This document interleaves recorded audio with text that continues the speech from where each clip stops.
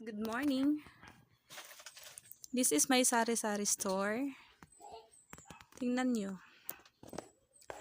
Yung dapat kung meron tayong sari-sari store, yung mga pagkain natin, ihiwalay natin sa mga shampoo at sa mga sabon dahil hindi siya maganda tingnan, guys. Iba kasi yung lalagyan ng mga pagkain. At saka yung mga lalagyan ng mga pagkain. Dahil kakabukas ko pa ng sari-sari store, ganito ang nangyari sa aking tindahan. Hindi pa siya masyadong na-arrange dahil nga bagong bukas ko pa lang. Sana matulungan niyo ako, guys, kung paano ko i-improve tong sa sari-sari store ko sa pag-a-arrange ng paninda ko.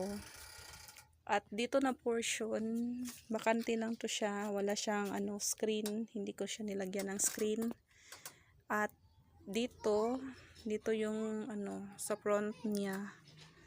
At itong banda na to dito, lagyan ko yan ng parang brace para lagyan ng mga tinapa at mga